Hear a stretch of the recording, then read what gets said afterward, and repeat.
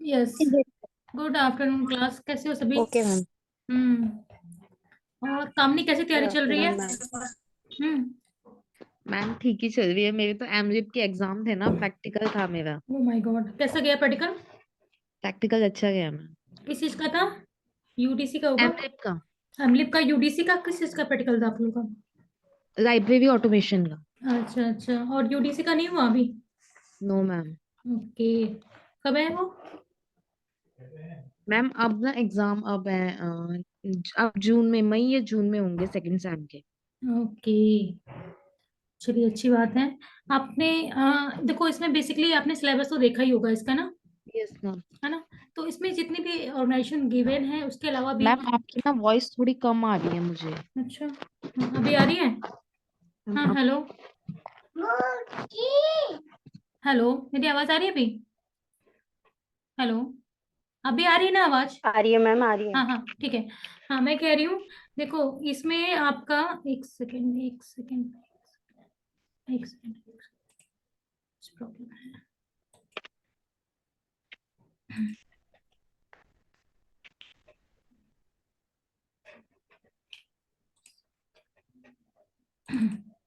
Yes. तो इसमें आपका देखिए, जितनी भी ऑर्गेनाइजेशन है ना गिवन है वहां पर, वो सारी ऑर्गेनाइजेशन आपके आपके उसमें आएंगी, डिटेल में आएंगी। और साथ में आपका जैसे ALA है, SLA है, या फिर आपका RRLF है, ठीक है, ILA है ना, ISLIC है ना। इन सब के बारे में डिटेल पढ़ लीजिएगा। मैंने यहाँ पे कुछ ऑर्गेनाइजेशन के नाम दिए हैं, बहुत ज्यादा डिटेल में नहीं दिया है। जैसे ALA है, वो उसका फुल फॉर्म क्या है, ठीक है, वो कब फॉर्म हुई है ना, ये सारी चीजें आपके पूछी जा सकती हैं। जैसे इसका फुल फॉर्म क्या है, अमेरिकन लाइब्रेरी एसोसिएशन है ना, और ये सबसे पुरानी मतलब ऑर्गेनाइजेशन है, ठीक है, वर्ल्ड में। और इसका एम क्या है, ये मतलब पता होना चाहिए, पूछा नहीं जाता जनरली, है ना। और ये कब फॉर्म हुई है, जैसे कि ये 6 अक्टूबर 1876 को फॉर्म हुई है, तो ये जरूर आएगा, मतलब पूछ सकते हैं, अगर पूछेंगे तो स्टेब्लिशमेंट ईयर, है ना। और ये इसके जो प्रेसिडेंट है एट प्रेजेंट, वो कौन है, ये पूछा जा सकता है। या फर्स्ट प्रेसिडेंट कौन थे, है ना, पहले वाले प्रेसिडेंट या प्रेजेंट, दोनों में से कोई एक क्वेश्चन पूछा जा सकता है। और इसके फाउंडिंग मेंबर्स कौन है, ये पूछा नहीं जाता, लेकिन कभी कभी इनमें से क्वेश्चंस आ सकते हैं, तो यहाँ पे कुछ डिटेल मैंने दे रखी है, ठीक है। और प्रेजेंट जो प्रेसिडेंट है उनका नाम यहाँ पर एक गिवन है, ये एट प्रेजेंट टाइम में यहाँ पे है, ठीक है। और ये क्वेश्चन पूछा सकता है कि थेरेसा, जो ये फर्स्ट फीमेल प्रेसिडेंट कौन थी, तो ये थेरेसा थी अभी तक, ठीक है। फर्स्ट फीमेल प्रेसिडेंट की बात करेंगे अगर ALA की तो, है ना। और सबसे पहले स्टार्टिंग की जाती है प्रेसिडेंट की, तो जस्टिन विंसर थे। तो ये कुछ क्वेश्चंस हैं जो कि पूछे जा सकते हैं, है ना, वो मैंने यहाँ पे बताए हैं। और ये क्वेश्चन पूछा था डिविजन्स कितने हैं, ठीक है, डिवीजन कौन कौन से हैं। तो इसके भी शॉर्ट फॉर्म जो दे रखे ना, AASL, ALSC, ACRL, बहुत बार पूछा गया है, association of college and research libraries, इसका फुल फॉर्म है। तो ये पूछा जाता है ये डिवीजन किसका है, तो ये ALA का डिवीजन है, ये क्वेश्चन आ सकता है, ठीक है। रूसा भी क्वेश्चन पूछा गया है कई बार, कि रूसा क्या है, इसका फुल फॉर्म भी पूछा जाता है, और किसका है मतलब डिवीजन है, तो ये ALA का है। तो ये आप 8 याद कर लेना, केवल इतनी फुल फॉर्म याद कर लीजिएगा। जैसे रूसा हो गया, ACR इंपॉर्टेंट है, PLA का फुल फॉर्म भी नेट में भी पूछा गया है, तो ये क्वेश्चन फुल फॉर्म के बेसिस पे आ सकते हैं। और ये भी पूछ सकते हैं कि ये किसका प्रोडक्ट है, ये किसका डिवीजन है, तो ये ALA का डिवीजन है, ठीक है। और यालसा भी पूछा गया है, यालसा तो नेट के पेपर में मैंने देखा है, इसका फुल फॉर्म पूछा गया था यालसा का, कि इसका फुल फॉर्म क्या है, young adult literacy service association, ठीक है। तो ये इसके थीम भी कभी कभी आते हैं, कनेक्ट डेवलप ग्रो, इसकी थीम थी उस समय, लेकिन सॉरी टैग लाइन है, थीम नहीं है ये, ठीक है। जैसे EPG पाठशाला की भी थीम है ना आपकी, तो इसी प्रकार से आपको थीम जरूर आती है क्वेश्चंस में, तो ये आप नोट डाउन जरूर कर लीजिएगा, ये इंपॉर्टेंट है। और साथ में ये पूछा सकता है कि ALA का, हेलो, ALA का हेडक्वार्टर क्या है, तो ALA का हेडक्वार्टर है शिकागो, USA में, ठीक है। और इससे क्वेश्चंस पूछ सकते हैं कि मतलब इसमें अवार्ड्स कौन कौन से आते हैं, ठीक है। तो अवार्ड्स का इसमें आई थिंक नहीं दिया है मैंने यहाँ पे। तो मेलविल डेवी मॉडल है जो है ना, वो ALA द्वारा दिया जाता है, मेलविल डेवी मॉडल मैंने यहाँ मेंशन नहीं किया है। मेलविल डेवी मॉडल है जो, मेलविल डेवी मेडल ना, ये भी किसके द्वारा दिया था, ALA द्वारा, ठीक है। और इसी प्रकार से अगर हम बात करें, एक है एक है ये मार्गरेट A एडवर्ड, जो अवार्ड होता है मार्गरेट ए एडवर्ड अवार्ड, ये भी एएलए के द्वारा दिया जाता है, ठीक है। एनुअली मॉड भी दिया जाता है अवार्ड। इसी प्रकार मार्गरेट ए मान अवार्ड होता है, वो भी इसी के द्वारा दिया जाता है। तो ये अवार्ड जरूर पूछ ली याद कर लीजिएगा।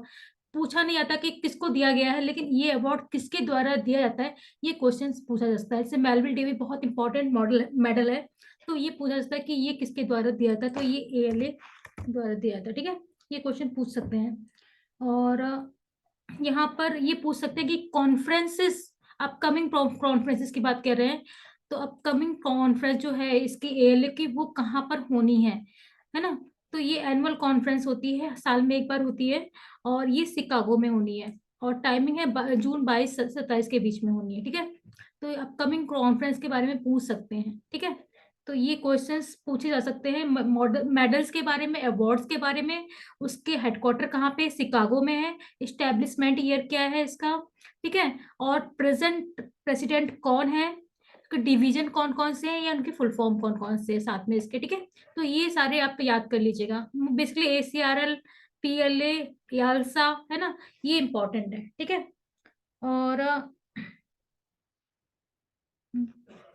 और इसकी कॉन्फ्रेंस कहाँ पे हुई, ठीक है।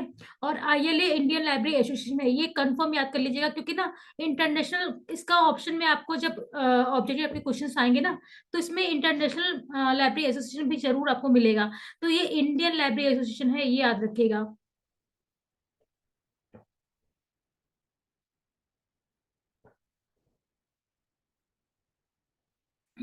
और इसका ऑफिस कहाँ पे है, नॉर्थ दिल्ली में है। पहले कलकत्ता में था, लेकिन एट प्रेजेंट ये नॉर्थ दिल्ली में है, ठीक है। और इसका जो मतलब स्टैब्लिशमेंट ईयर, ये फाउंडिंग ईयर है, वो जरूर याद कर लीजिएगा, जितने भी ऑर्गेनाइजेशन है सभी के, ठीक है। तो ये जैसे कि आप बात करें तो सितंबर 13 में ये फॉर्म हुई थी, एस्टेब्लिशमेंट हुई थी इंडियन लाइब्रेरी एसोसिएशन, ठीक है। और इसका ऑफिस कहाँ पे है, नॉर्थ दिल्ली में। इसके प्रेसिडेंट कौन है, प्रेसिडेंट मैंने यहाँ मेंशन नहीं किया, प्रेसिडेंट पे कुछ नाम यहाँ मेंशन नहीं किया मैंने। प्रेसिडेंट प्रोफेसर सभा कुछ समथिंग था, एक सेकेंड। प्रेसिडेंट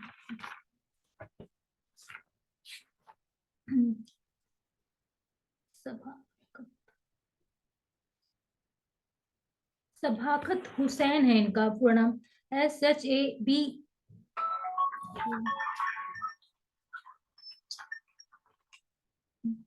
सभाखत हुसैन है ये, SHABAKAT,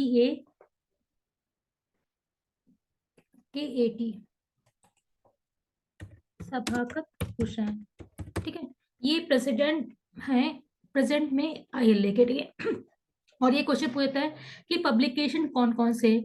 तो आईएलए का एक न्यूज़लेटर आता है, और ये क्वेश्चन पूछता है कि ये जो इसकी पीरियोडिसिटी क्या है, मतलब ये कब कब पब्लिश होता है। तो ये मंथली होता है जो न्यूज़लेटर होता है, और ये journal of Indian library association, ये जिला करके आएगा आपके पास। और इसकी पीरियोडिसिटी क्या होती है, तो पीरियोडिसिटी की क्वार्टरली, यानी कि एक साल में 4 बार ये पब्लिश होता है। तो इस तरह से क्वेश्चंस बनेंगे ही बनेंगे आपको, ठीक है। और इसके अवार्ड्स से भी क्वेश्चन बनते हैं जनरली, कि जैसे कि आपका SM Ganguly best school librarian award है ना, तो ये अवार्ड जरूर देख लीजिएगा, तो इससे क्वेश्चंस बनते हैं। हर ऑर्गेनाइजेशन में अवार्ड्स हो गया, इस्टेब्लिशमेंट ईयर हो गया, उनके प्रेजेंट प्रेसिडेंट क्या कौन से हैं, और उनकी कॉन्फ्रेंस अगर होती है तो वो कॉन्फ्रेंस कहाँ पे है, उसकी टैगलाइन क्या है। तो ये क्वेश्चन हर लाइब्रेरी एसोसिएशन जो भी आपकी हैं ऑर्गेनाइजेशन है, उन सबके क्वेश्चन उससे जुड़े आएंगे ही आएंगे आपको, ठीक है। इसी प्रकार से इसमें देखिए आप इफ्ला का फुल फॉर्म बहुत इंपॉर्टेंट है, ठीक है। इसकी और इसकी ईयर ऑफ एस्टेब्लिशमेंट, है ना। तो इसका 13 सितंबर 1933 है आईएलए का, और इफ्ला का है 30 सितंबर 1927, सॉरी, ठीक है। ये दोनों आप अच्छे से याद कर लीजिए, इफ्ला से क्वेश्चन बहुत ज्यादा बनते हैं, ठीक है। और यहाँ पर इसका फुल फॉर्म है international federation of library association and institution, ठीक है। ये पूरा फुल फॉर्म है इसका। इसके प्रेसिडेंट हैं बारबरा लिसोन है, ठीक है, ये एट प्रेजेंट में है। और इसकी जो कॉन्फ्रेंस अक्सर पूछी जाती है, इफ्ला की कॉन्फ्रेंस अक्सर पूछी जाती है, साथ में इसकी थीम भी पूछी जाती है। तो ये आप जरूर लर्न कर लीजिएगा कि जो प्रेजेंट कॉन्फ्रेंस अभी होने वाली है वो यहाँ पर नीदरलैंड में हो रही है, ठीक है। नीदरलैंड यहाँ पर दिया हुआ है, और 21 से 25 अगस्त में हो रही है। और ये आप इसकी थीम भी याद कर लीजिएगा, ये थीम भी पूछ सकते हैं, है ना। थीम जरूर याद कर लीजिएगा। थीम, और मे बी नेट के पेपर में थीम पूछते हैं, केवीएस में शायद थीम ना पूछे, केवल आपको ये पूछ लेंगे कि ये कहाँ पे हो रही है, कॉन्फ्रेंस कहाँ पे हो रही है, ठीक है। और ये फुल फॉर्म है वर्ल्ड लाइब्रेरी इंफॉर्मेशन कांग्रेस, ये मतलब एक साल में एक बार होती है। और अगर पास्ट कॉन्फ्रेंस की बात करें तो पास्ट 2022 में हुई थी यहाँ पर डबलिन में, ठीक है। और इसकी ये जो हमेशा ये टैगलाइन जरूर देता है, एक इसकी थीम होती है, वो थीम ये है इसकी, ठीक है। तो थीम जरूर याद कर लीजिएगा आप, मतलब थीम इसमें आपको नेट के पेपर में काम में आएगा, थीम इसमें नहीं पूछा जाएगा, इसमें बस यही पूछा जाएगा कि डबलिन कहाँ पे हुई थी प्रीवियस। तो एक बार देख लेंगे तो हो सकता है पूछ भी ले सकते हैं, पूछ भी सकते हैं, लेकिन उम्मीद कम है कि थीम के बारे में पूछे। ऊपर से ज्यादा क्वेश्चन आते हैं, डेप्थ में बहुत कम पूछते हैं, कुछ क्वेश्चंस आपको मिलेंगे डेप्थ में इसमें, ठीक है। और इसमें आपको 2021 में हुई थी वर्चुअल मोड पे, तो ये मतलब इसीलिए ऑनलाइन मोड पे हुई थी, इसलिए इसका जगह यहाँ पे डिसाइडेड नहीं है, ठीक है, दिया नहीं हुआ है। तो ये आपकी बस मैंने यहाँ पे 3 ही दिए हैं आपको। और अगर बात करें तो RRR RRLF भी बहुत इंपॉर्टेंट है ना। तो RRLF कब कब बना था, 1972 में बना था, ठीक है। और उसका पब्लिकेशन जरूर पूछा जाता है, मोस्टली पूछा जाता है कि ग्रंथाना किसका पब्लिकेशन है, ठीक है। ग्रंथाला आपका RRLF का पब्लिकेशन है, ये 1972 में आपका RRLF फाउंड हुआ था, ठीक है। और उसमें आपका मतलब उसमें चिल्ड्रंस लाइब्रेरी का एक सेक्शन है, ये भी पूछा जाता है आपसे, ठीक है। और RRLF जो है आपका मतलब उसमें जो आपका ISBN नंबर है, वो वहां से हमें RRLF से मतलब रिसीव होता है या मिलता है, हम वहां से रजिस्ट्रेशन करते हैं बुक्स नंबर के लिए, ISBN के लिए, ठीक है।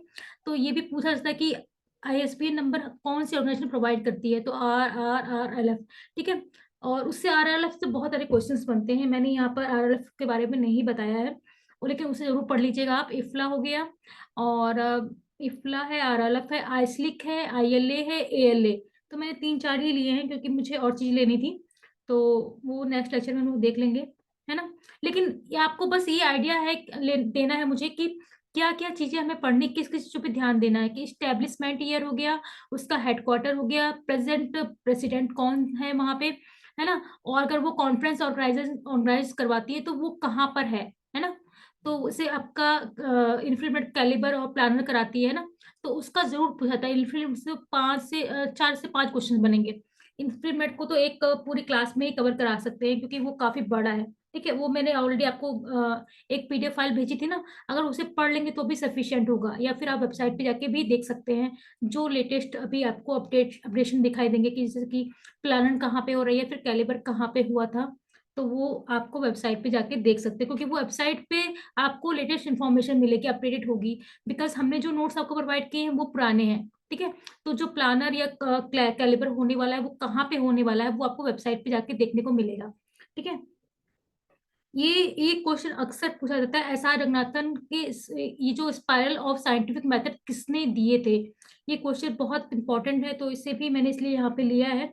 और ये है इनकी डेट ऑफ बर्थ भी याद कर लीजिएगा, पूछा जा सकता है कि इनकी डेट ऑफ बर्थ मतलब कब ये बॉर्न हुए थे, कब ये इनकी डेथ हुई थी, ठीक है। तो ये 1892 में रंगनाथ सर की मतलब बॉर्न हुए थे, और 1972 में इनकी डेथ हुई थी, ठीक है। तो ये भी याद कर लीजिएगा। और ये spiral of scientific method Ranganathan sir ने दिया है। और ये कब इंट्रोड्यूस किया गया था ये भी पूछ सकते हैं।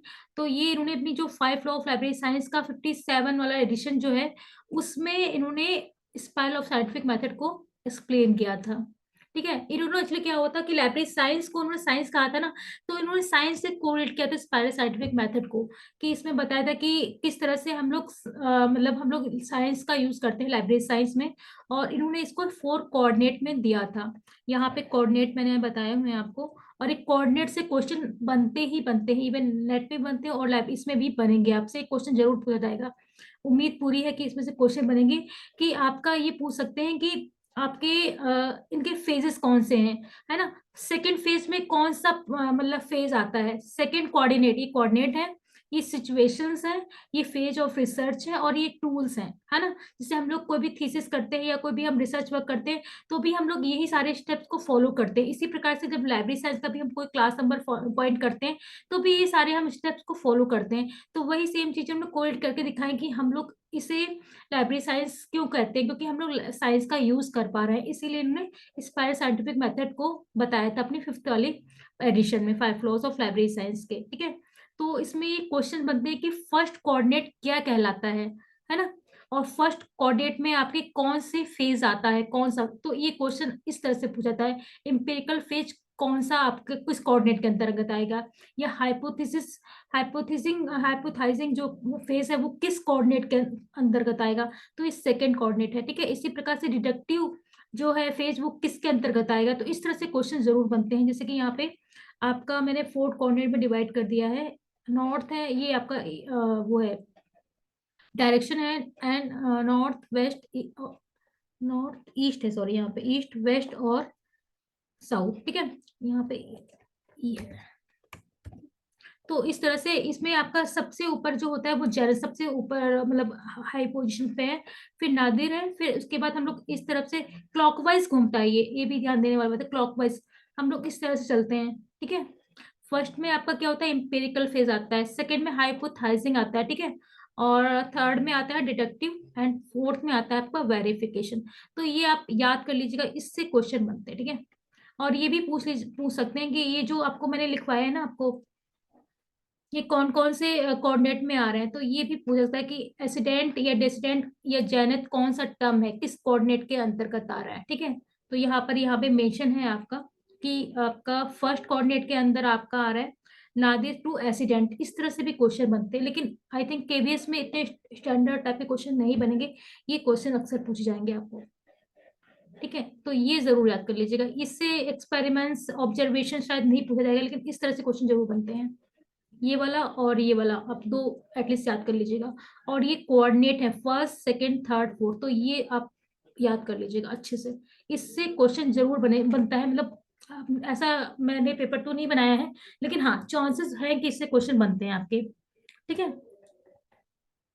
और फिर आपका आता है क्लासिफिकेशन स्कीम। तो क्लासिफिकेशन स्कीम तो आपने पढ़ रखी है ना, क्लासिफिकेशन स्कीम कितने प्रकार की होती है ना, जैसे कि न्यूमेरिक क्लासिफिकेशन स्कीम कौन सी है आपकी, है ना, न्यूमेरिक क्लासिफिकेशन स्कीम, तो आपकी जो लाइब्रेरी ऑफ कांग्रेस क्लासिफिकेशन हो गई, या फिर जो मतलब हाँ लाइब्रेरी ऑफ कांग्रेस क्लासिफिकेशन जो है आपका, कौन सी टाइप की क्लासिफिकेशन स्कीम है, इस तरह से क्वेश्चन आपको क्वेश्चन मतलब देखा जाएगा, आपको पेपर में मिलेगा। तो ये इन्यूमरेटिव क्लासिफिकेशन स्कीम है, ये क्या होता है कि बेसिकली इसमें बेसिकली हमारे पास हम लोग डीडीसी में देखते हैं ना, हमारे पास बहुत सारे सब्जेक्ट की लिस्ट होती है, तो इसी प्रकार से इसमें भी लिस्ट होती है और हमें नंबर ढूंढने पड़ते हैं, ठीक है। तो ये इस प्रकार की स्कीम को हम लोग इन्यूमरेटिव क्लासिफिकेशन स्कीम कहते हैं। और इसमें आपको ईयर भी पूछा जा सकता है कि library of Congress classification scheme कब डेवलप हुई या किसके द्वारा डेवलप की गई। तो यहाँ पे ये दोनों चीजें यहाँ मैंने कवर की हुई है। लाइब्रेरी ऑफ कांग्रेस क्लासिफिकेशन 1904 में दी गई थी और JCM हैंसन द्वारा दी गई थी, ठीक है। तो ये क्वेश्चन क्लासिफिकेशन का आता है, अक्सर आता है और हर पेपर में आता है। तो ये, और इसमें चांसेस गलत होने के भी बहुत ज्यादा होते हैं, तो ये आप एज इट इज याद कर लेंगे तो बहुत अच्छा रहेगा आपके लिए, मुझे लगता है। इससे एक क्वेश्चन तो मतलब बनता ही बनता है, ऐसा नहीं है कि कोई क्वेश्चन इससे ना बने, तो इससे क्वेश्चन मतलब बनने के चांसेस बहुत ज्यादा हैं टाइप्स ऑफ क्लासिफिकेशन स्कीम से, ठीक है।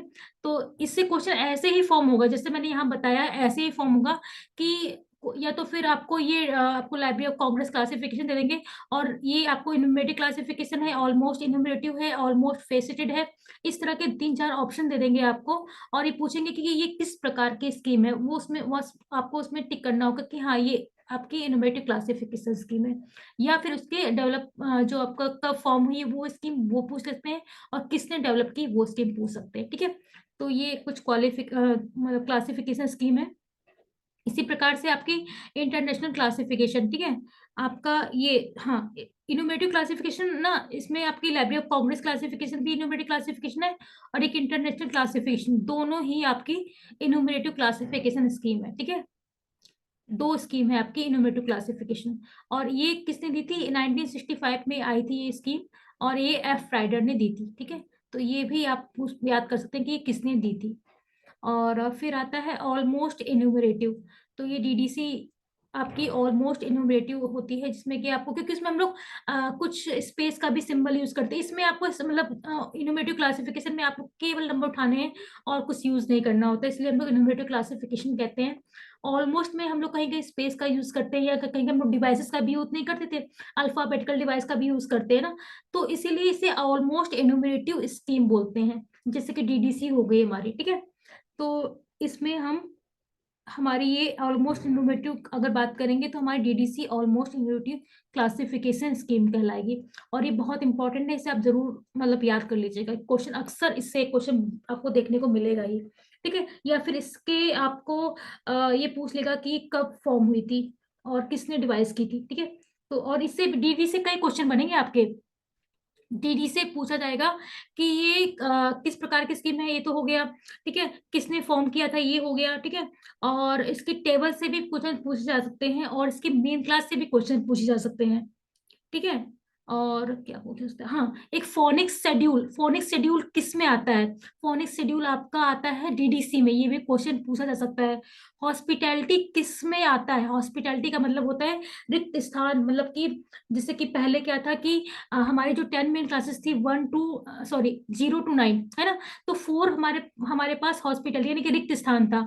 बाद में हमने GPRS है ना, बाद में हमने लैंग्वेज का नंबर दिया वहां पर, तो पहले लैंग्वेज का नंबर नहीं था, तो वहां पर हमने बात के लिए जब हम स्थान छोड़ते हैं कि बाद में इन फ्यूचर कोई भी हमारे पास सब्जेक्ट आएगा तो उसके लिए हम लोग स्पेस छोड़ देते हैं, तो उसे हॉस्पिटैलिटी बोलते हैं। ये भी टर्म हो सकता है कि हॉस्पिटैलिटी का मतलब ही पूछ लें, तो उसका मतलब होता है कि हम फ्यूचर के लिए किसी भी क्लास को मतलब फ्यूचर के सब्जेक्ट के लिए कोई नंबर रिक्त करते हैं, तो उस स्पेस को हम लोग हॉस्पिटैलिटी बोलते हैं। और हॉस्पिटैलिटी का गुण हमारे पास डीडीसी में भी, डीडीसी में है, ठीक है।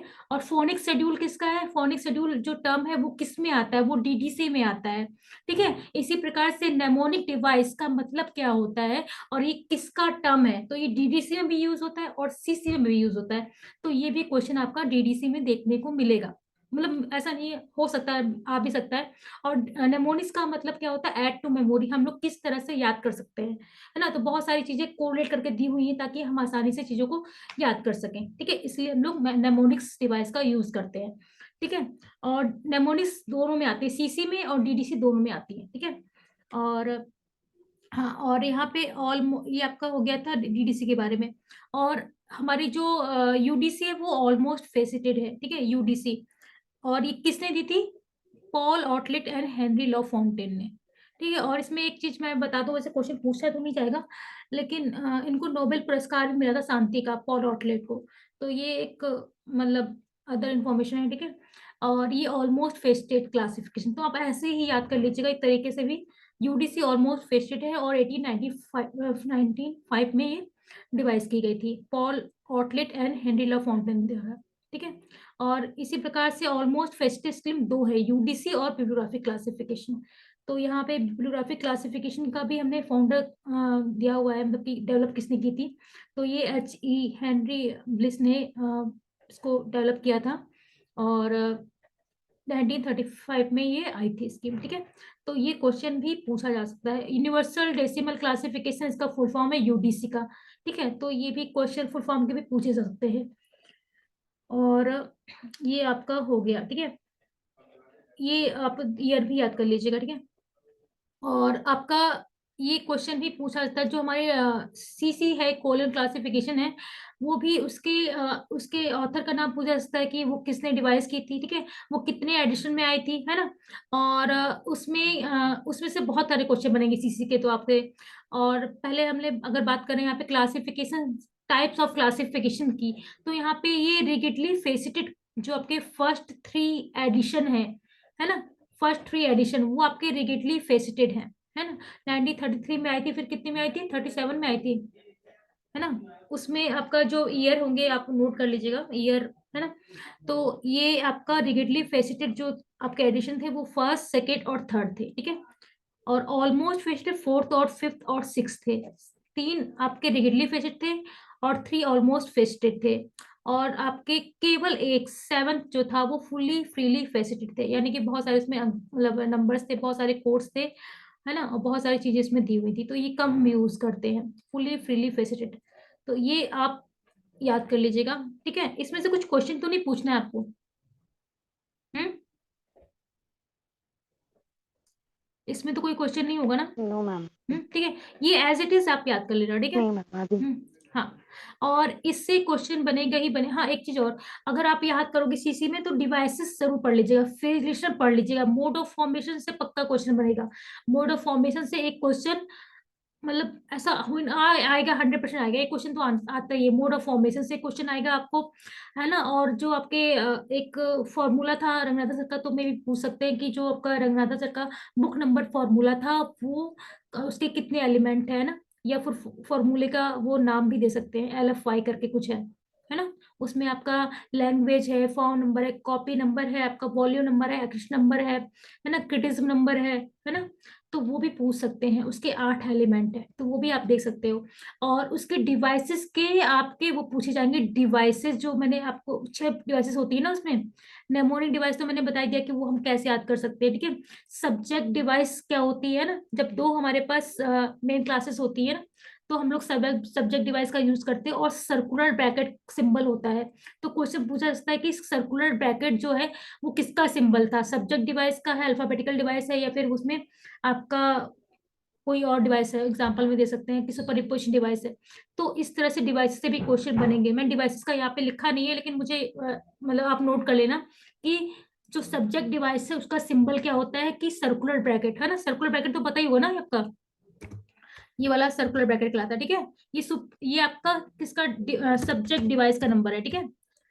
सब्जेक्ट डिवाइस, ठीक है, जो सीसी में आपने पढ़ी होंगी, है ना, डिवाइस का नंबर है। जब दो मेन क्लास एक साथ आती है, ठीक है। इसी प्रकार से सुपर इम्पोजिशन से क्वेश्चन भी बन सकता है। सुपर इम्पोजिशन में क्या होता है पता है, याद है किसी को?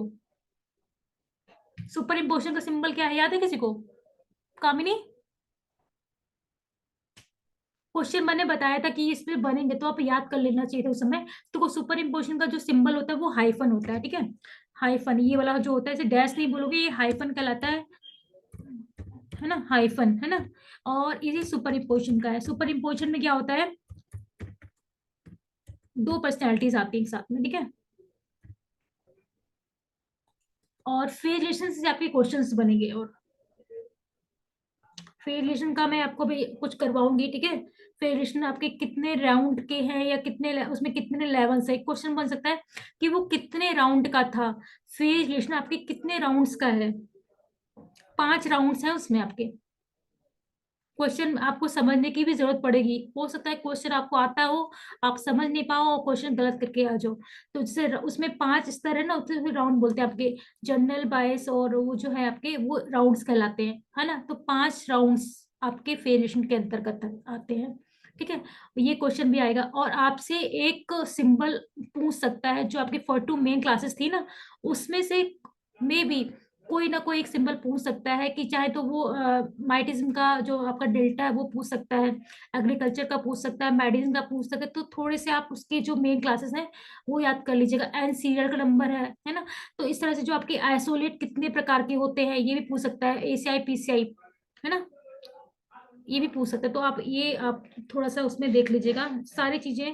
और 5 laws of library, Sudha Sharma, hello, hello, hello सुधा।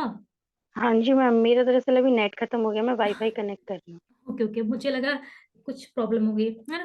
नहीं और नहीं। हाँ, इससे एक क्वेश्चन यहाँ से भी जरूर बनेगा, पब्लिक लाइब्रेरी से एक क्वेश्चन आपको देखने को मिलेगा ही मिलेगा, है ना।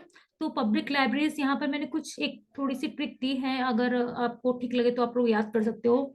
और इसको याद करने का तरीका मैंने बताया है कि हम इस तरह से स्टेट को याद कर सकते हैं, और इस सिक्वेंस में क्वेश्चन बन पूछ सकते हैं। जनरली इससे सिक्वेंस से क्वेश्चन बनते हैं, और हमें सिक्वेंस अगर याद करना है तो उसके लिए हमें सारा स्टार्टिंग से याद करना पड़ता है, वरना हमें सबके इंडिविजुअली याद करने पड़ेंगे। तो मैंने कुछ ट्रिक दी है, अगर हमें सीक्वेंस भी याद होगा तो हमें एक आध ईयर की जरूरत नहीं पड़ेगी, क्योंकि सीक्वेंस से भी आइडिया लग जाएगा कि हाँ, अगर क्रोनोलॉजिकल ऑर्डर में हमें अरेंज करना है तो हमें सीक्वेंस भी याद होंगे, तो हम आसानी से कर सकते हैं, ठीक है। तो एक मैंने ट्रिक दी बताई है यहाँ पर, अगर आपको अच्छा लगे तो आप याद कर सकते हैं उसे, ठीक है। तमिलनाडु है, आंध्र प्रदेश है, कर्नाटका है, ठीक है। तो यहाँ पे TA, यहाँ पे टपका लिखा है मैंने, तमिलनाडु का TA है, और AP आंध्र प्रदेश का है, और कर्नाटका का K है। तो इस तरह से आप 3 एक साथ याद कर सकते हैं, ठीक है।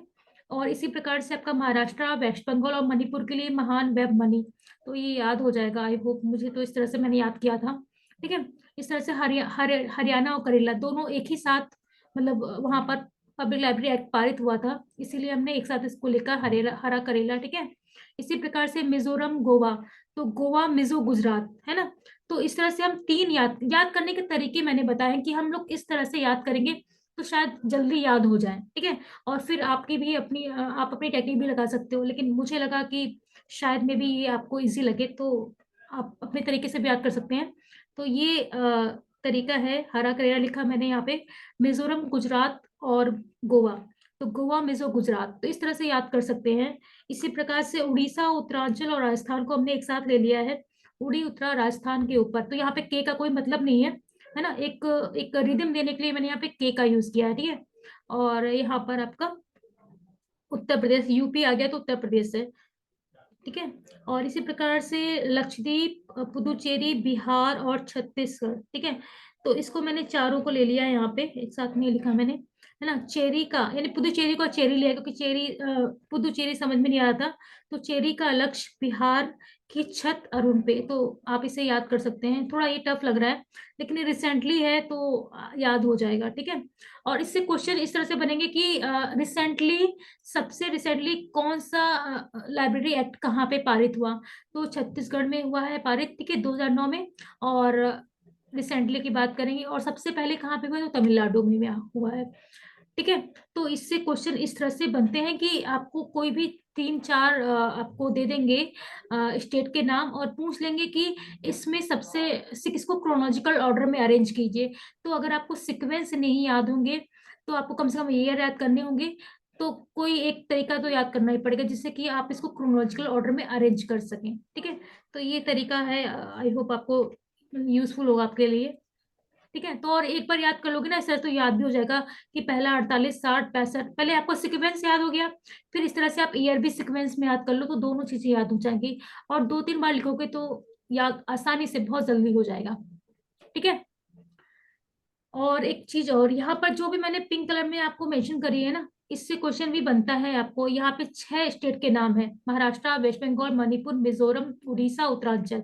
इन 6 स्टेट में जो पब्लिक लाइब्रेरी सेस होता है ना, वो provision of public library cess जो है वो यूज नहीं होता है यहाँ पे।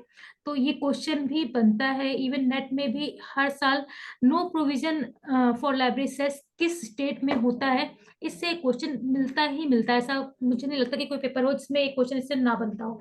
तो ये आपके नेट के लिए भी इंपॉर्टेंट है, और साथ ही साथ आपका केवीएस में भी क्वेश्चन बनता है, मोस्टली बनता है। 100% तो नहीं कह सकती, लेकिन हाँ उम्मीद है कि 90% इसके चांसेस हैं कि इससे आपको 2 क्वेश्चन मिलेंगे। एक तो आपको क्रोनोलॉजिकल ऑर्डर में सीक्वेंस में अरेंज करना, और दूसरा आपका कि ये जो लाइब्रेरी सेस कहाँ पे नहीं लागू हुआ है, वो आपका ये आपके 6 लाइब्रेरी जो है ना, 6 स्टेट जो है ना, महाराष्ट्र, वेस्ट बंगाल, मणिपुर, मिजोरम, उड़ीसा, उत्तरांचल, तो इनमें से कोई एक दे देंगे जो कि जहाँ पे नो प्रोविजन है, और उनमें से 3 को दे देंगे जहाँ प्रोविजन है। उनमें से आपको एक को छांटना होगा, तो आपको 6 याद करने पड़ेंगे अलग से, ठीक है। एक तो आपको ये याद हो गया, महान, वेब मनी, 3 तो आपके याद ही हो गए, है ना। और बाकी आप ये याद कर लो, है ना, उड़ी, उत्तरांचल, मिजोरम, ठीक है। तो ये आपके 6 जगह पे प्रोविजन नहीं है लाइब्रेरी सेस का, ठीक है। तो और ठीक है, ये क्लियर हो गया होगा यूप, है ना। इसमें कोई प्रॉब्लम किसी तरह को, किसी तरह की आप लोगों को? कामिनी, योगेंद्र, और कौन है? No ma'am. हाँ, हिमांशु बंकवाल, ठीक है। और इस प्रकार से आपको लॉ ऑफ मैट्रिक्स के भी आ सकते हैं, तो मैंने यहाँ पे कुछ लॉस दिए हैं। हाँ, तो इससे भी मे भी क्वेश्चन बनते हैं। ये फॉर्मूला दिया है, बट फॉर्मूले की जरूरत नहीं है, फॉर्मूले क्वेश्चन नेट में मिलते हैं, यहाँ पे फॉर्मूले बेस्ड क्वेश्चन नहीं आएंगे, है ना। लेकिन मैंने जब ये दिया तो मैंने कहा फॉर्मूला भी दे देती हूँ, ठीक है। तो लोटका लॉ किसने बनाया, या लोटका लॉ में क्या बताया गया है, ये पूछते हैं, ठीक है। तो लोटका लॉ 1926 में फॉर्म हुआ था, कोई लोटका सर थे, उन्होंने फॉर्म किया था।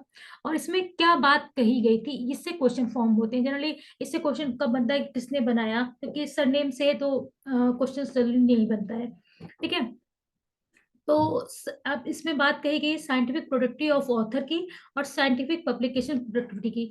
तो ये जो दो आपको ऑप्शन मिलेंगे या फिर एक टर्म होगा और बताया जाएगा कि ये लोटका लॉ से संबंधित है, जिफ लॉ से संबंधित है, या फिर ब्रेडफोर्ड लॉ से संबंधित है, या ब्लूमैट्रिक लॉ से संबंधित है।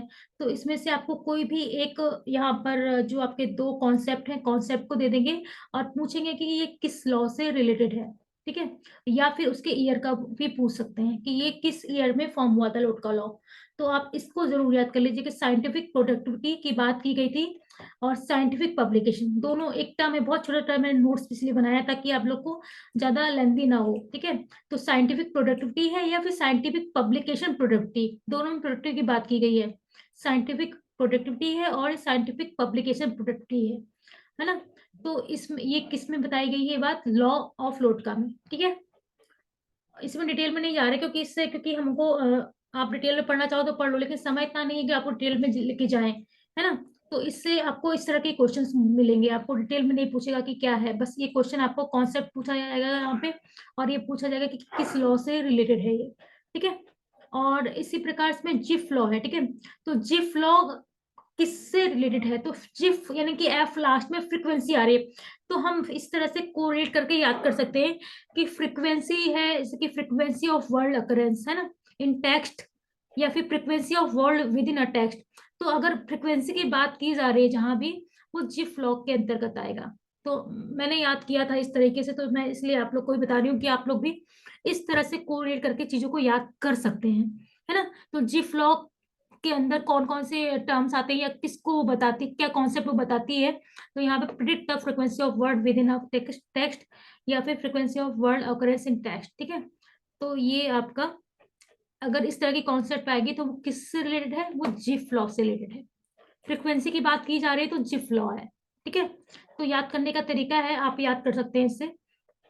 और इस ये बहुत इंपॉर्टेंट है, इसमें आपको नेट्स में भी मिलेगा और हो सकता है इसमें ये पूछा जाए कि ये आपका फ्रीक्वेंसी वाला आपको टर्म दे देंगे और ये बता पूछेंगे कि ये किस लॉ से रिलेटेड है। ठीक है, इसी प्रकार से ब्रेडफोर्ड लॉ। ठीक है, तो ब्रेडफोर्ड लॉ को भी मैंने याद करने का एक मैंने खुद की एक तरीका मतलब सोचा था कि ब्रेड का जो मतलब लॉ ऑफ स्कैटरिंग, ब्रेड को मतलब ब्रेड में भी बहुत सारे आपको पार्टिकल्स दिखते होंगे कि एक मतलब थोड़ी छोटे छोटे छेद होते हैं ना ब्रेड के अंदर। तो लॉ ऑफ स्कैटरिंग तो हमने इस तरह से याद करने का एक मतलब खुद से एक ट्रिक बनाई कि उसमें छोटे पार्टिकल्स होते हैं, छोटे छोटे एक होल्स आपको दिखते हैं ब्रेड में, तो कहीं ना कहीं स्कैटरिंग होती है। तो मतलब तो हमने लॉ ऑफ स्कैटरिंग को को रिलेट किया ब्रेडफोर्ड लॉ से, है ना, क्योंकि नाम से इसमें दिख रहा है ना। तो लॉ ऑफ स्कैटरिंग की अगर बात आएगी तो हमारी ब्रेडफोर्ड लॉ आएगा, है ना। तो इस तरह से भी आप याद कर सकते हैं। तो आई होप आपको याद हो जाएगा ये आसानी से। ठीक है, और इसी प्रकार से आप बात करें तो स्टैटिस्टिकल बिब्लियोग्राफी, है ना, स्टैटिस्टिकल बिब्लियोग्राफी किसने दी थी, ये भी क्वेश्चन पूछा जा सकता है, कई बार पूछा गया है। तो ये हुल्मे ने दिया था 1923 में। इसी प्रकार से लिब्रामेट्री, लिब्रामेट्री तो बहुत सिंपल है कि SR रंगनाथन सर ने दिया था, है ना, मोस्टली लोगों को पता भी होगा, और 1948 में टर्म दिया गया था। और इसी प्रकार से बिब्लियोमेट्रिक्स ये शब्द किसने दिया था, तो ये एलन प्रिचार्ड ने दिया था 1969 में। ठीक है, तो ये आपको जितने मैंने ये चीजें बताई है ना, एटलीस्ट आपको याद कर लेना, बहुत बार पूछी गई हैं आपसे क्वेश्चन में, और आप इसे याद कर लीजिएगा। ठीक है, और एक चीज और यहाँ पर क्या था, हाँ एक और चीज है, मैंने यहाँ पे डेज नहीं लिखे, आपको डेज भी याद करने होंगे। ठीक है, जैसे कि नेशनल लाइब्रेरी वीक हम कब मनाते हैं, नेशनल लाइब्रेरी वीक अभी मनाया था हम लोगों ने, कई बच्चे आए भी थे यहाँ पे, 14 से 20 नवंबर को होता है ना। ये पूछा जाता है कि इस डेज से एक क्वेश्चन बनेगा ही बनेगा आपसे, डेज से या फिर डेज की थीम से एक क्वेश्चन बनता ही बनता है। ठीक है, तो जितने भी सेलिब्रेशन डे हैं, जैसे कि नेशनल लाइब्रेरी वीक होता है ना, कब होता है आपका national library week, book selection theory से भी एक क्वेश्चन बनेगा आपका।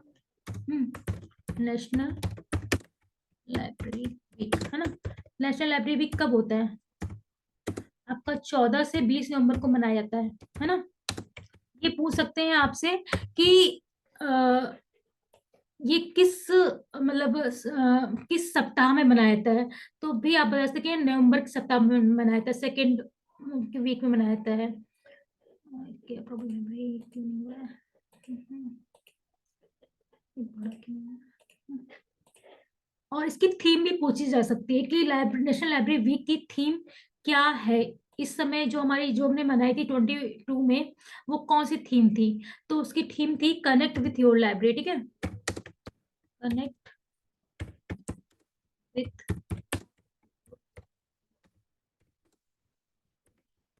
ठीक है, ये आपकी थीम है नेशनल लाइब्रेरी वीक की। ठीक है, डेज से क्वेश्चन बनेंगे ही बनेंगे आप, ये ऐसा मतलब बहुत कम होता है कि ना बने। ठीक है, और लाइब्रेरियन डे कब मनाया जाता है? 12 अगस्त को। ठीक है, हाँ, और ये एक क्वेश्चन यहाँ से एक और भी रेज हो सकता है, जैसे कि नेशनल लाइब्रेरी वीक कब से मनाया जाता था, मनाया जाता है ना?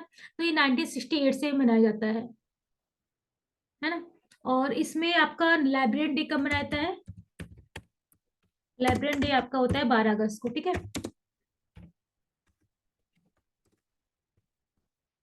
और फिर आपका नेशनल बुक वीक है ना? नेशनल बुक वीक कब मनाया जाता है? और ये अक्टूबर 18 से 20 के बीच में होता है, नेशनल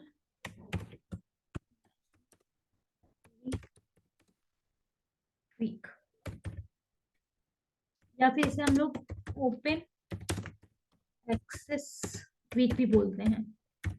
ये कब मनाया जाता है? ये मनाया जाता है आपको अक्टूबर 12, सॉरी, अक्टूबर 18 से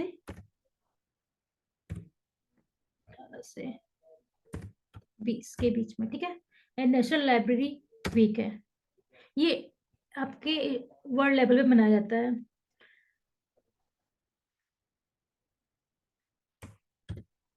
और है फिर यहाँ पे ई बुक डे। ई बुक डे कब मनाया जाता है आपका? इट्स 14।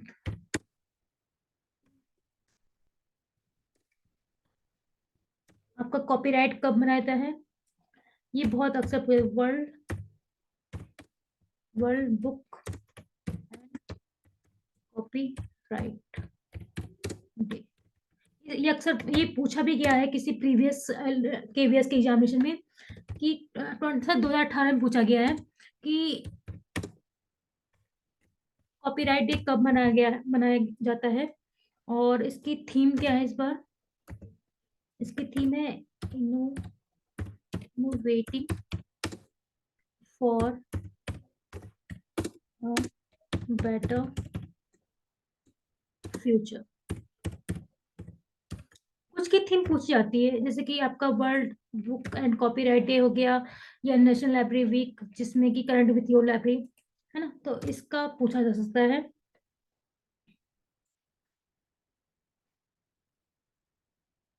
और यहाँ पर जो लाइब्रेरी वीक, हाँ ये तो हो गया। ठीक है, और कौन सा है? मार्च हो गया, 12 अगस्त। ये ऑलमोस्ट इतने आपको इतने तो याद ही होनी चाहिए, और भी आप सर्च कर सकते हो, तो ये आपको इम्पोर्टेंट है आपके लिए। ठीक है, हेलो, मेरी आवाज आ रही सभी को? हेलो। Yes ma'am. हम्म। हाँ, एक आपको मैं क्वेश्चन यहाँ से पूछती हूँ, आपको लूज, जैसे कि आपको मोड ऑफ फॉर्मेशन मैंने बताया था ना, बुक सिलेक्शन थ्योरी से भी क्वेश्चन आपका बनेगा ही बनेगा, है ना? और जैसे कि अगर हम बात करें फिजिक्स फॉर इंजीनियरिंग, है ना,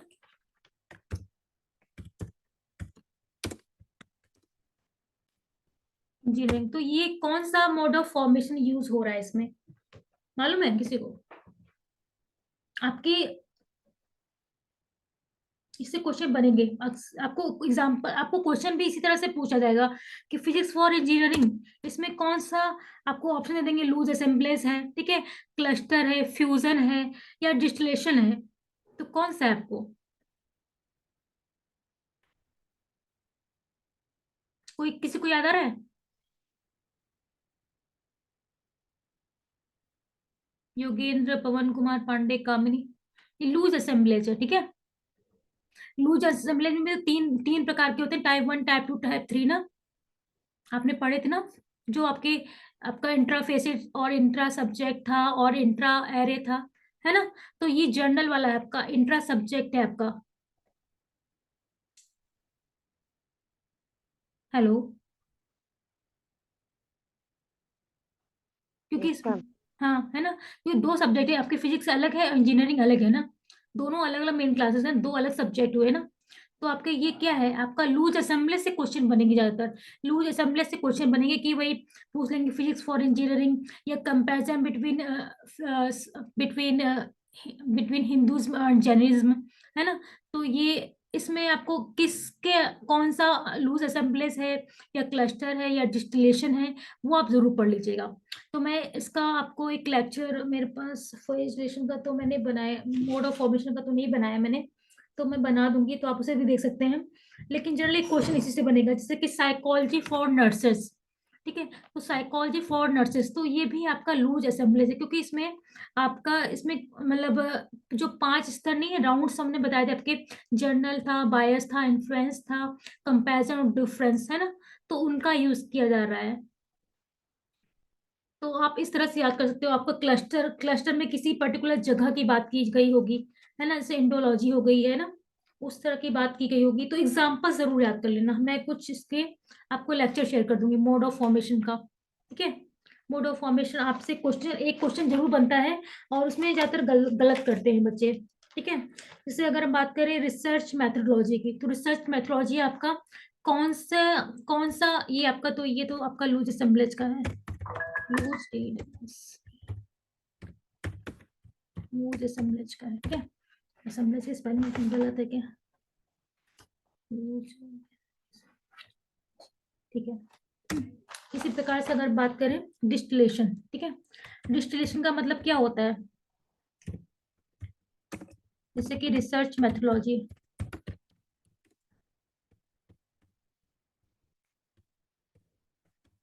किसके अंतर्गत आएगी,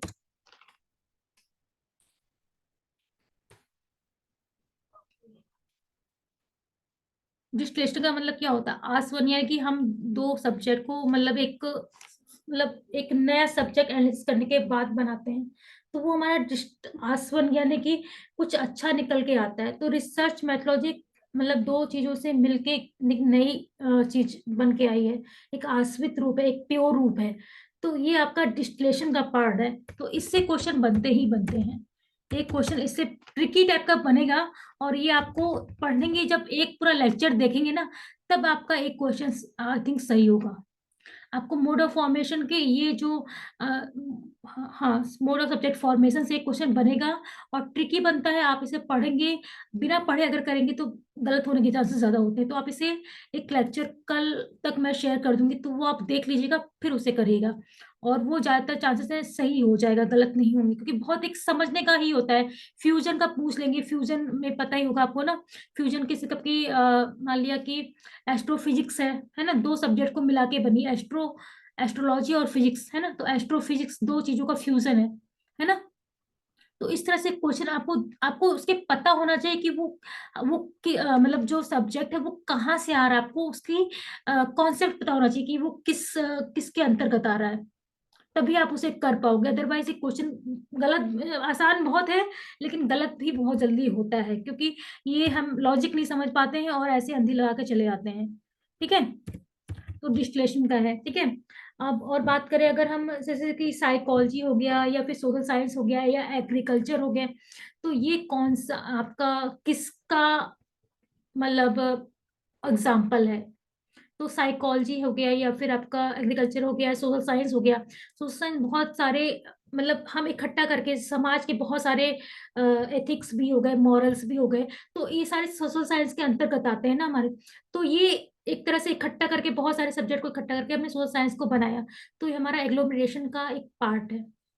तो ज्यादातर जैसे इतना टफ नहीं पूछा था, इसमें फ्यूजन से क्वेश्चन बनेंगे ज्यादातर मुझे लगता है, और आपका लूज असेंबलेज से ही क्वेश्चन देखने को मिलते हैं। आपका डेनोटेशन से, डिस्टिलेशन से उम्मीद है कि कम बनेंगे, लेकिन फिर भी अगर आप उसको देख ले लेक्चर्स को, तो फिर इजी हो जाएगा। तो मैं कल तक अपलोड कर दूंगी, तो आप उसे जरूर देख लीजिएगा, ठीक है।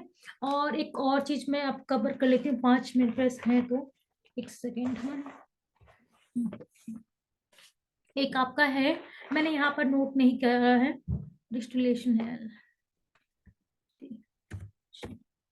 डिस्टिलेशन की स्पेलिंग क्या है? हाँ देखिए, एक हमने आपको ये जो बुक सिलेक्शन थ्योरी है ना, आपने पढ़ा होगा, आपके सेमेस्टर में भी था बुक सिलेक्शन थ्योरी, ठीक है। तो इससे क्वेश्चन बनता है कि मतलब किसने कौन सी थ्योरी दी, है ना, इस तरह से क्वेश्चन बनता है। थ्योरी ऑफ बुक सिलेक्शन मतलब आपका मैक कॉल्विन ने कौन सी थ्योरी दी, है ना, या फिर आपकी ड्यूरी ने कौन सी थ्योरी दी, या फिर आपका ऑथर का नाम दे देंगे, 4 ऑथर्स के नाम दे देंगे, ड्यूरी और डेवी, है ना, रंगनाथन सर, कॉल्विन, और या फिर कोई दूसरा दे देंगे, और इनसे ये पूछेंगे कि बुक सिलेक्शन थ्योरी इनमें से किसने दी, है ना, ऑल ऑफ दी भी हो सकता है, और हो सकता है कि उनमें से कोई भी ना हो। तो इस तरह से अगर आपको पता होगा कि इन लोगों ने दी है तभी आप बता सकते हो, ठीक है। साथ ही साथ उस थ्योरी का नाम भी पूछ सकते हैं कि डिमांड थ्योरी किसने दी आपकी, है ना। तो डिमांड थ्योरी आपकी मैक कॉल्विन ने दी थी, है ना, डिमांड थ्योरी मैक कॉल्विन ने दी थी, यस, डिमांड थ्योरी मैककॉल्विन ने दी थी, ठीक है। ये क्वेश्चन आपसे इस तरह से भी एक लाइन दे देंगे कि डिमांड थ्योरी ऑफ बुक्स जो आपका है वो किसने दिया था, demand theory of books selection जो है वो किसने दिया था, तो वो आर मैककॉल्विन ने दिया था।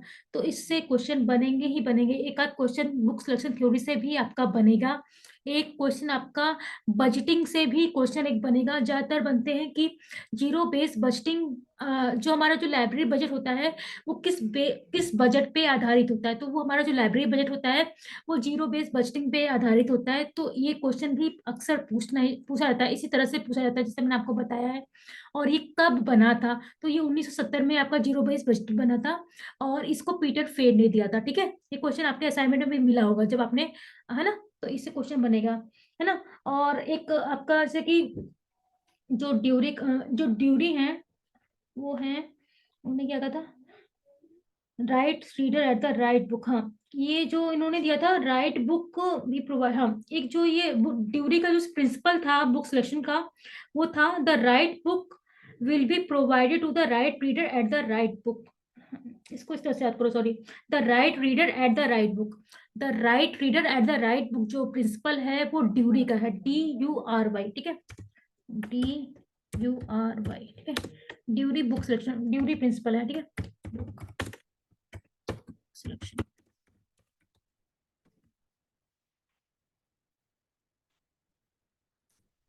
ठीक है। ये आपका ड्यूरी का है, कौन सा है ये, राइट रीडर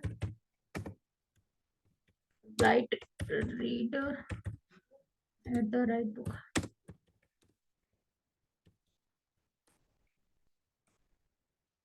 ये ड्यूरी का प्रिंसिपल है, ठीक है।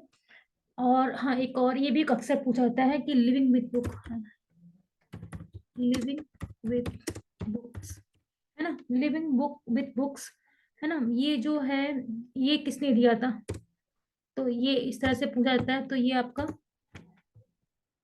हेन्स ने दिया था, HAI कुछ समथिंग है, HAIN, यस, ठीक है, हेन्स। तो ये क्वेश्चन भी इसी तरह से एजिटेट पूछे जाते हैं कि ये प्रिंसिपल जो है living with book selection principle जो है वो किसने दिया था, तो वो हेन्स ने दिया था, ठीक है।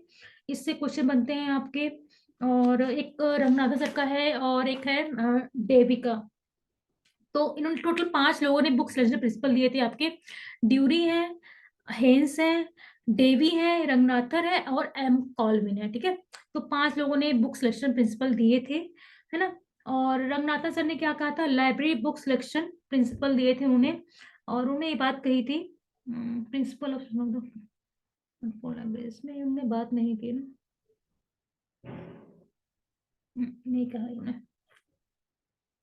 एक एक इसकी लाइन है वो यहाँ पे मेंशन नहीं है, हाँ, इसमें वो चीज मेंशन नहीं है, मतलब डेवी प्रिंसिपल को एक लाइन से भी डिफाइन करते हैं कि the library should select the best document with in the finance available which may be satisfy the information need of the maximum number, यानी कि जो लीस्ट कहते हैं ना, लीस्ट हमारे पास लीस्ट बजट में हम मैक्सिमम बुक्स को परचेज कर सकते हैं, तो ये जो प्रिंसिपल है वो आपका डेवी सर ने दिया था, ठीक है। तो इससे इस तरह से भी क्वेश्चन बनता है, एक कोटेशन है वो मुझे अभी फिलहाल याद नहीं आ रही है ना, तो उस कोटेशन से भी क्वेश्चन बनता है, तो कोटेशन मुझे याद नहीं है तो उसके बारे में नहीं बताऊंगी, लेकिन वो कोटेशन में ये बात की गई है कि लीस्ट बजट से हम मतलब मैक्सिमम बुक्स को परचेज कर सकें, तो ये बात की गई थी डेवी ने, ठीक है।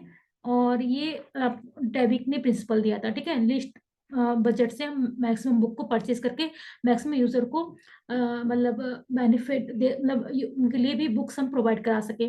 तो ये आपका डेवी का प्रिंसिपल था बुक सिलेक्शन थ्योरी का। ठीक है, तो आज के लिए इतना ही रखते हैं। फिर हम लोग, आप इतना पढ़िएगा, ये बहुत इंपॉर्टेंट है, इससे आपको कम से कम 5-6 क्वेश्चन मिल ही जाएंगे। ठीक है, आपका स्पाइरल से मिलेगा क्वेश्चन, और ऑर्गेनाइजेशन आप अपने आप से प्रिपेयर कर लीजिएगा। ठीक है, सभी ऑर्गेनाइजेशन का जो मैंने आपको बताया है कि इस्टेब्लिशमेंट ईयर, प्रेसिडेंट, अगर वो कॉन्फ्रेंस कराती हैं तो आपको उसके थीम और वो कहाँ पे करा रही हैं वो आपको पता होना चाहिए। ठीक है, और उनके जो अगर वो अवार्ड्स देती हैं या वो पब्लिकेशंस, वो उनके भी पब्लिकेशंस होते हैं, तो पब्लिकेशन के बारे में आपको पता होना चाहिए। जैसे कि ग्रंथाना का मैंने बताया, या फिर आपको आईएलए के कुछ पब्लिकेशंस के बारे में मैंने बताया, है ना।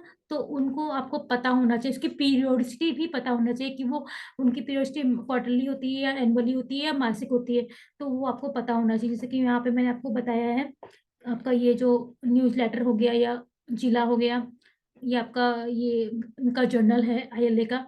तो इस तरह से आप खुद के नोट्स प्रिपेयर बनाइए, और मैं तो कहूँगी वेबसाइट पे जाके बनाइए, है ना। इफ्ला इंपॉर्टेंट है, RRL इंपॉर्टेंट है ना, आईएलए इंपॉर्टेंट है, आईस्लिक इंपॉर्टेंट है, और साथ ही साथ उसके ईयर भी याद होना चाहिए। इंस्टॉक कब बनी, इंस्टॉक आपका है ना, तो 1952 में बनी थी, है ना। तो ये आपको उसके ईयर भी सारे के सारे याद होने चाहिए, कुछ के ईयर आप याद कर लीजिएगा, आपको याद हो जाएंगे। ठीक है, और इनके जो पब्लिकेशन पता होना चाहिए, कॉन्फ्रेंसेस पता होनी चाहिए, प्रेसिडेंट पता होनी चाहिए। ठीक है, क्योंकि अगर वो कॉन्फ्रेंसेस हो रही हैं तो उसमें आपको थीम भी पता होना चाहिए। ठीक है, और ये सारी चीजें हैं, फिलहाल आपको हेल्प मिलेगी इनसे।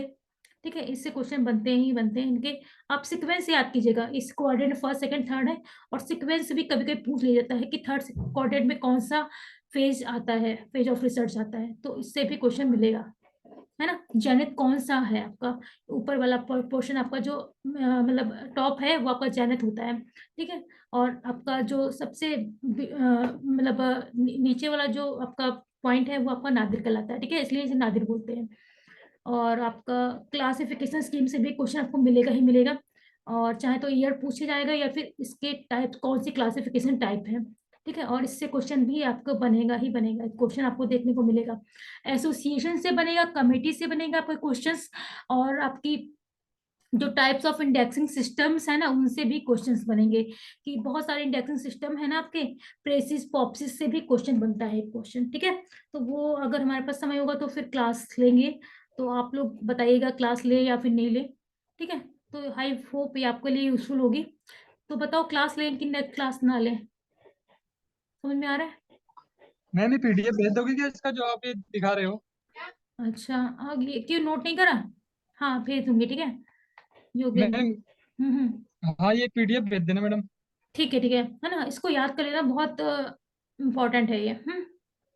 ठीक है मैम, ठीक है। हाँ, तो इसको फिर आप लोग पढ़ लोगे, अब तो टाइम हो बचा नहीं कि क्लासेस करें ना, आप लोगों ने कहा था इसलिए मैं कर रही थी। रचना ने बोला था, रचना ही नहीं आई आज। ये सब इससे तो पढ़ लेंगे, ये वाला कर लेंगे। ठीक है, और इसी तरह से आप बस, आपको ये पता चल गया कि किस तरह से हमें बनाने नोट्स। आप उनकी वेबसाइट पे जाओ, इफ्ला से क्वेश्चन बनते हैं, इफ्ला का मैं एक आपको नोट्स भी दिए हुए हैं। नहीं तो इफ्ला को हम कल परसों, कल तो नहीं ले पाएंगे, परसों लेंगे क्लास, तो परसों में हम इफ्ला को ले लेंगे, इफ्ला से बहुत क्वेश्चन बनते हैं। ठीक है, उस इफ्ला में क्योंकि बहुत सारे हमारे पास ओपन सोर्स प्लेटफॉर्म्स हैं उसमें, है ना, आपके और उसके आपके बहुत सारे मतलब उसके आपकी ईपीजी पाठशाला है आपका, उसके सब बहुत सारे सर्विसेज हैं, है ना। तो और ये बहुत सारे आपके कैलिबर प्लानर भी ऑर्गेनाइज करवाते हैं, 2 आपके हैं, है ना, कॉन्फ्रेंसेस होती हैं, तो उनके पे बारे में पूछ सकता है कि वो आपके प्रीवियस की थीम क्या थी, या फिर वो कहाँ पे हुआ था, या फिर आने वाला जो अपकमिंग है बुक कब होने वाला है, या फिर उसकी थीम क्या है।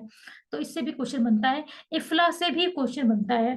ठीक है, तो वो आप फुल फॉर्म उसके एस्टेब्लिशमेंट ईयर, कॉन्फ्रेंसेस या फिर अवार्ड्स हो गए, पब्लिकेशंस, ये तो सभी ऑर्गेनाइजेशन का याद करेगा। ठीक है, ग्रंथाना से क्वेश्चन बनता है, ग्रंथाना किसका है, तो ग्रंथाना आपका RRL का है। ठीक है, ISBN के भी क्वेश्चन बन सकते हैं कि ISBN में कितने एलिमेंट्स होते हैं, है ना, 5 होते हैं ना, प्रीफिक्स होता है, रजिस्ट्रेशन होता है, रजिस्ट्रांट होता है, पब्लिकेशन होता है, चेक डिजिट होता है ना, 5 एलिमेंट होते हैं ना, है ना। तो ये भी क्वेश्चन बनता है। और जो आपका आईएसबीआई नंबर वो कौन सी ऑर्गेनाइजेशन प्रोवाइड कराती है, वो आरआरएल होता है। और या फिर आईएसएसएन नंबर कौन प्रोवाइड कराती है। निस्केयर से भी क्वेश्चन बनेंगे, निस्केयर का भी आप याद कर सकते हो, ठीक है। और इंस्टॉक हो गया, इंस्टॉक से पूछ सकता है ना। आईएफ और आईस्लिक हो गया, है ना। इटैलिस हो गया, है ना। इटैलिस का फुल फॉर्म भी पूछा जा सकता है ना। तो ये सारी चीजें आप याद कर लीजिएगा। फिलहाल आज के लिए इतना ही रखते हैं, अगर होगा तो फिर हम लोग नेक्स्ट क्लास में मिलते हैं, ठीक है। तो आप लोग अगर कोई कहेगा तो फिर मैं करूंगी, अदरवाइज फिर मैं रहने दूंगी, ठीक है। Okay, thank you class, I hope आपको क्लियर हुआ ठीक है होगा। Ma'am. Okay. Thank you ma'am. Okay, आप अच्छे से पढ़िएगा, ठीक है। Yes ma'am. ठीक है ma'am. Okay, thank you class.